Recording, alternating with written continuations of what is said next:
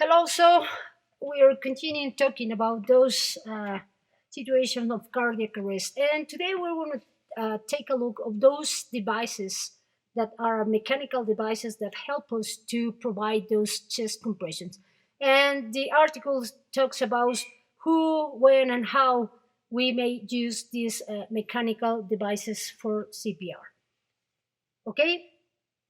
So we remember we have been talking about this that if we reverse a cardiac arrest and we use those CPR skills, then we might be helping our patient to better prognosis uh, of a good result after a CPR. We know that if we use a defibrillator to shock the heart in order to restore a sinus headroom, then we will be helping our patient. As we remember, this is an atrial fibrillation, an example of an atrial fibrillation, and then after the shock is delivered, then we may see how those electrical waves are coming into the sinus rhythm after the shock delivered. Just remember that in order to restore the heart's beat or the heart function, we use the defibrillator. Okay, and we know if we are doing both conditions, we will be helping our patient to go back to the normal sinus rhythm. We know also that if we are using or are we providing those high quality cardiopulmonary resuscitation skills, then we will be offering those sustained and high quality and effective chest compressions. And this will be a good, a critical component for those cardiac arrests and talking about that chain of survival. We remember this chain of survival may happen outside the hospital and will be also happening inside the hospital, which makes the difference. Okay, so talking about these CPR devices, which are mechanical, the goal of these devices is to provide an automated way so they may deliver high quality CPR.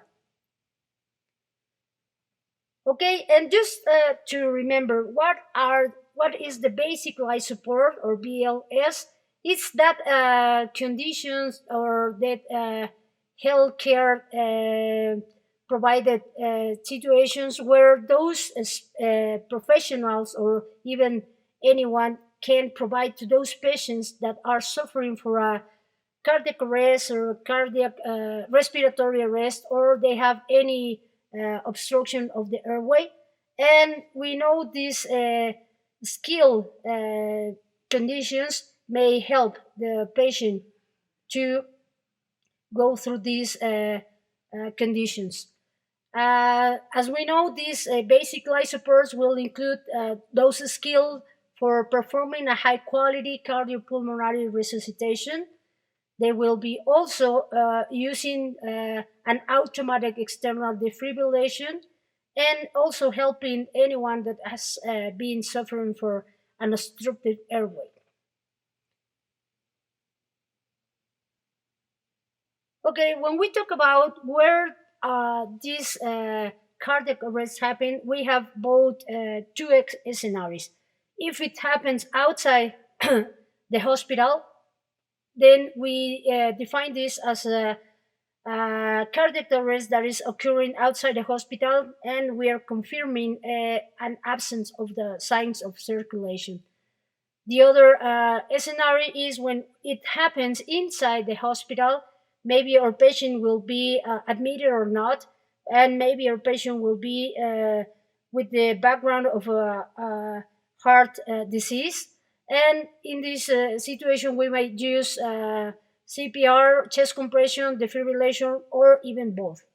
So the difference is where it's this cardiac arrest is happening. It's very important for us to remember that most of the times this cardiac arrest will be happening outside the hospital, it means any in any place like public settings, or mostly, as we know, inside the house of our patient. It also includes those cardiac arrests that happens in those nursing homes. And as we know, since this most of the time cardiac arrest happenings in the inside the house of our patients, we know that the process to transport these patients will be somehow challenging. We are including two phases. The first one that will be the extrication of the patient to the ambulance, in case from his bedroom or from his bed into the ambulance. And then we may be maneuvering those obstacles, like, for example, downstairs or moving in a very narrow spaces. The second part of the transferation of our patient will be the vehicular transfer, even if it is an ambulance or even if it is in a hospital. I mean, a helicopter. Then in these two phases, we have a challenge for this emergency crew to save ongoing delivering of those high quality CPR. It means it will be challenging if we have to move our patient, if we have to go through very narrow spaces. And as we taking in consideration these possibilities, we know that most of the time in these out hospital cardiac arrest patients, only 45% will receive those recommended international guideline chest compressions. Uh, we know also that we have to take an account that if we are offering these chest compressions for a long time, a prolonged period of time, this will be physically exhausting, and as a result will be often inconsistent because of the fatigue and the challenge for those uh, professionals that are offering the CPR. So these specific barriers will include the provider fatigue, the physical effort to overcome stiffness of the patient's thoracic cage. It means it's very, very tough, or could be a little bit hard to push. And if we have to remember, we should look for a firm base of the underlying surface.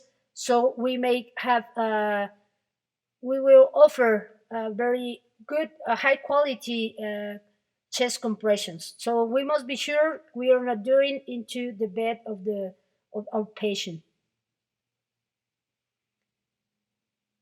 They say that there's a strategy for this prolonged cardiac arrest when we have like a very limited personnel available, and this is when we think we might consider the use of these mechanical chest compression devices.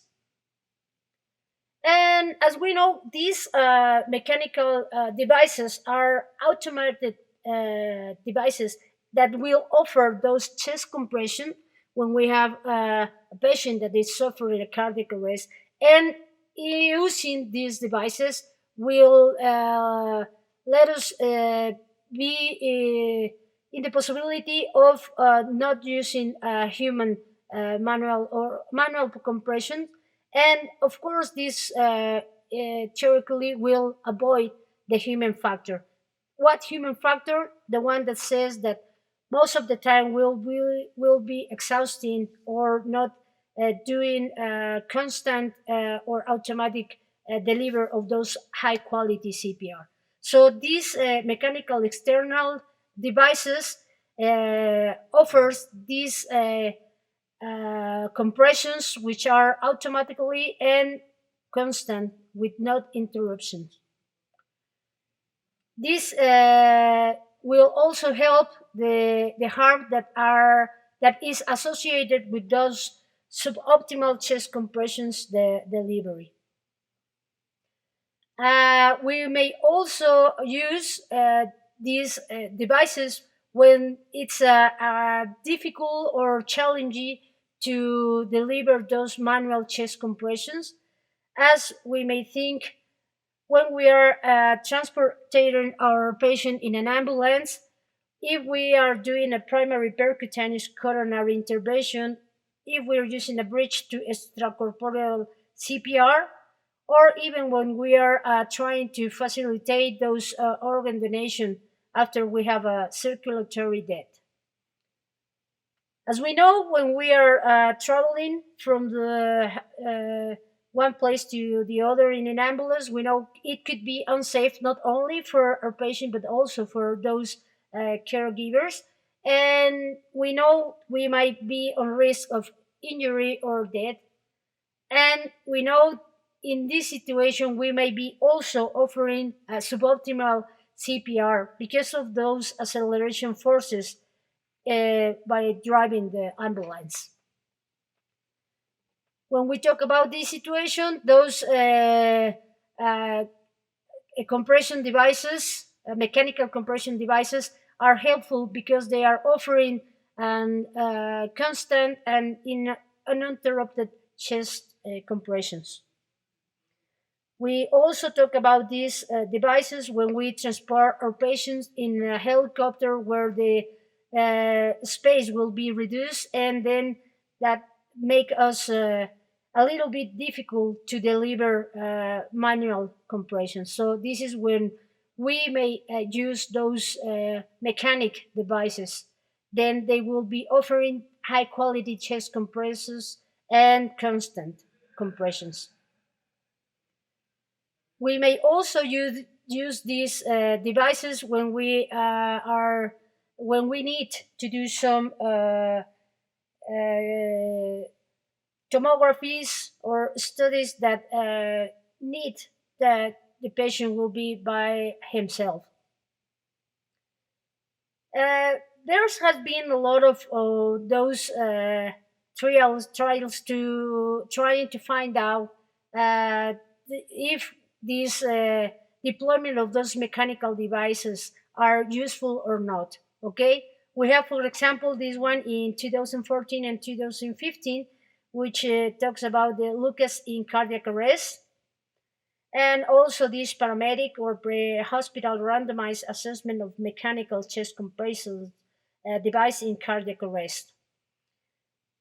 Talking about the in-hospital cardiac arrest, we have been also they have been also doing some research with these trials for the use of the routine use of the mechanical CPR.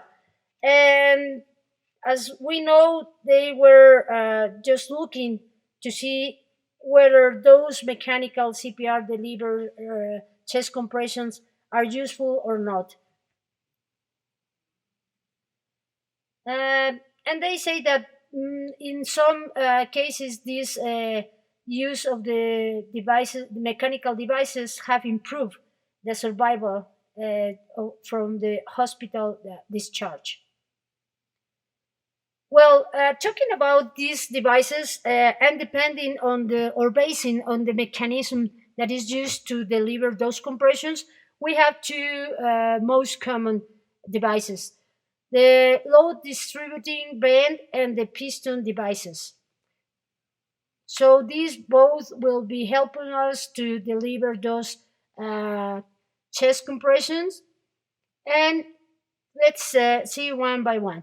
The first one, which is the load distributing band, it's manufactured by Sol Medical, and it is using a pneumatic band that it's attached or that covers or involves the patient's chest all around, and it's helping to deliver effective and continuous pneumatic compressions, like from in and out, coming inside and outside, as we can see, and usually use compressions 80 per minute and using a dip of 20% of the anterior posterior chest height load. The pistons devices, which are the Lucas one, those use a mechanism to active chest recoil. It consists of two parts. There's a back plate which goes into the back of the patient, and the piston mechanism which comes in the front of the chest. They link together to encircle the patient as well. And this device will offer compressions at a rate of 102 per minute, and the depth of these compressions will be at 5.3 centimeters. Okay, we might also talk about that even if we are offering mechanical compressions or manual chest compressions, we will be having in both situations injuries as a risk of delivering. They will include those fractures from the ribs or sternal. We might be also in the risk of having pneumothoraxes, and then also we may be on the risk of having visceral organ damage, such as liver, spleen, of heart. And the article talks about those trials where they are looking for the difference, or the if there's a minimum difference between offering mechanical compressions or manual compressions, and they conclude that it's maybe not a difference between both of them. The risk will be the same. We may also use these devices, we said, when we are expecting to conserve or preserve those organs that could be used for donation or for transplant. As we know, these devices may enable those organs, like lungs, kidneys, and liver, to keep a limit ischemic time.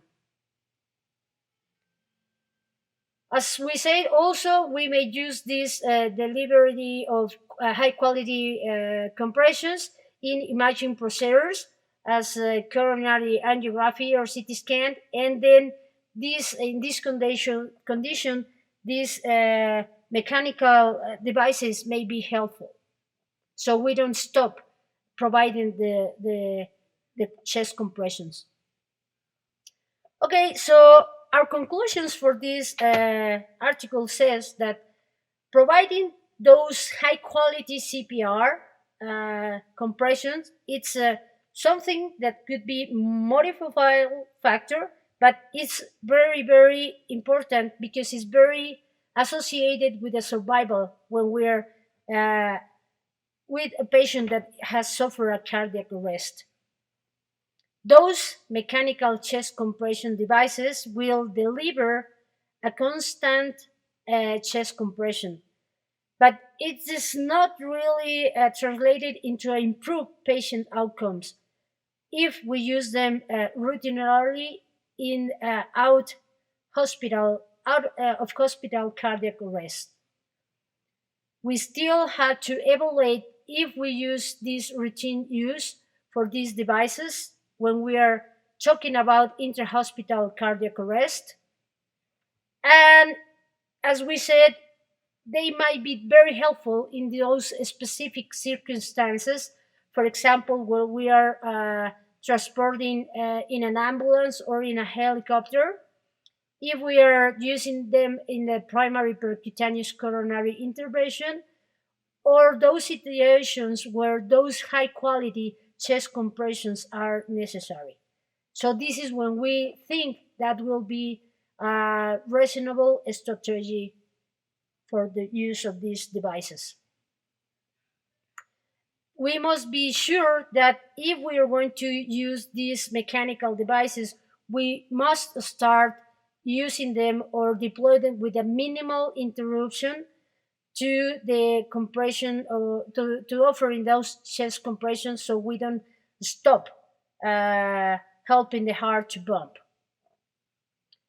So in spite that we have like many different trials, they have not found yet any evidence of an improved patient outcome in those patients that has been treated with the mechanical CPR compared to the manual CPR. So these mechanical CPR devices may provide a useful adjunct to standard treatment in those specific situations, but so far there's not a current evidence that support their routine use. Thank you, doctors, and see you at the Zoom to talk about these mechanical devices.